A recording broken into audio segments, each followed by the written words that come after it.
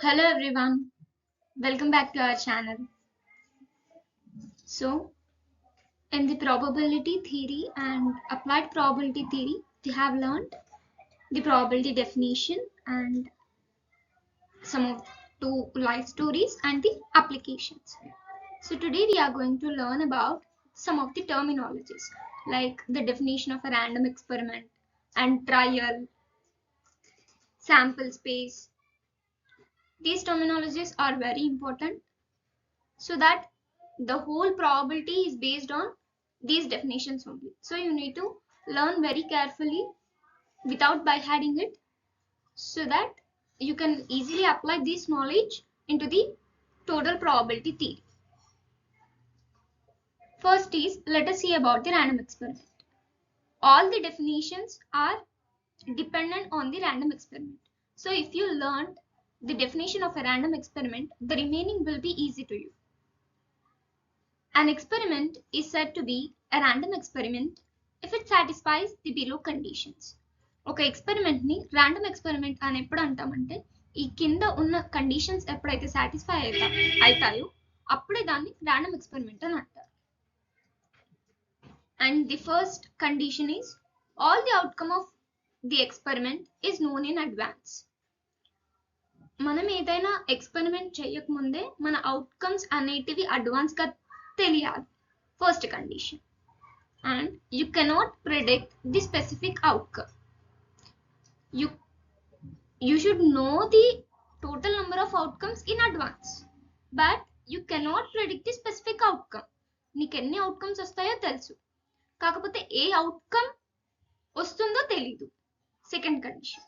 And the third one is if the experiment is repeated under some conditions. ఈ experiment అనేది ఒక n times repeat చేస్తే, కొన్ని conditions ద్వారా రిపీట్ చేస్తే గనక ఈ 3 కండిషన్స్ సాటిస్ఫై అయితే then it is called as a random experiment. Now we will see one example here. I think you can see this diagram, right? This picture, sorry. Here one guy is rolling a die.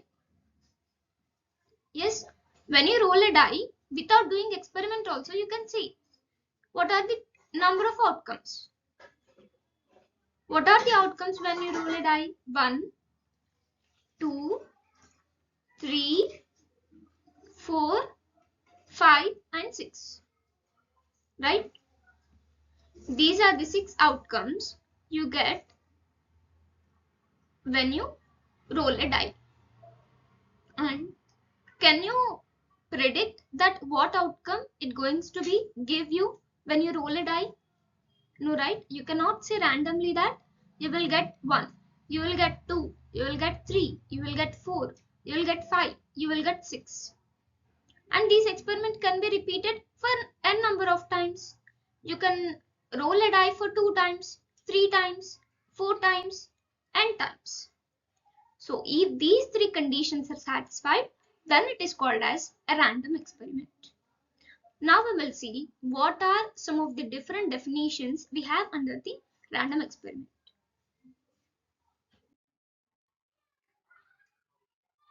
And the first one is trial, and second one is event, sample space, exhaustive events and favorable events. For today we will learn these 5 definitions. For tomorrow we will learn another 5 so that it will be very clear to you. First one is trial. Trial is nothing but a simple example that when you go to a shopping mall, let us think you are going to a shopping mall, then you have a number of dresses, right? In a shopping mall you have number of dresses, but what you do, you will take all the dresses in the shopping mall? No, right? First you will select one dress and you will go to the restroom and you will trial it and you will check whether this dress is suitable for you or not. When you trial the first dress, then it is called as trial. First time. The single performance of a random experiment is called as a trial. And when you take the another dress, the second dress, the second one. And when you trial it, then here the trials are increasing from 1 to 2. So that here the single performance is called as trial. The n performances is called as n trials. The number of dresses you wear and try out which suitable for you, then it is called as n trial. When you select only one dress and trial out it, then it is called as a single performance of a random experiment is called as a trial. Here the experiment is a dress, and if a dress is trialed for one time, then it is called as, if you wear a dress for one time, then it is called as a trial. This is what the trial means. And next, event. We have event here. Whenever do you do a random experiment, then the number of outcomes you get is called as an event. And for example, here we can take when you roll a die, getting an even number, which is nothing but 2, 3, 2, 4 and 6.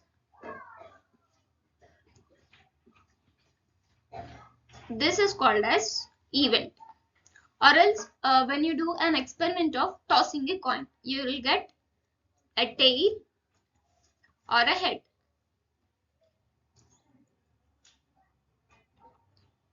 Getting tail is one event and getting head is another event.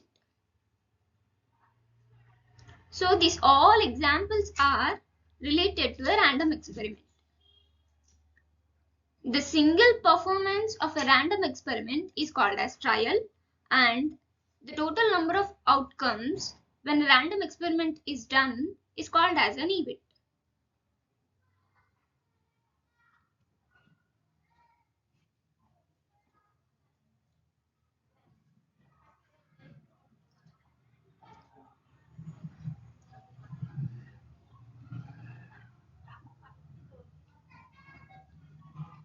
And now you have the sample space. Sample space is nothing but the total number of outcomes in a random experiment is called as a sample space. You can take an example of rolling a die. You will get the outcomes as 1, 2, 3, 4, 5 and 6. These are the outcomes. So the all set of outcomes when you do a random experiment is called as sample space.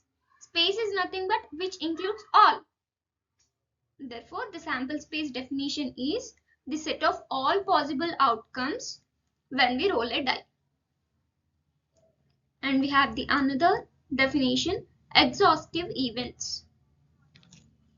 Exhaustive events are events which is a subset of a sample space, which include all the events from a sample space, which is nothing but when you roll a die, you get 1, 2, 3, 4, 5 and 6, which is nothing but when you roll a die, you have 6 exhaustive events.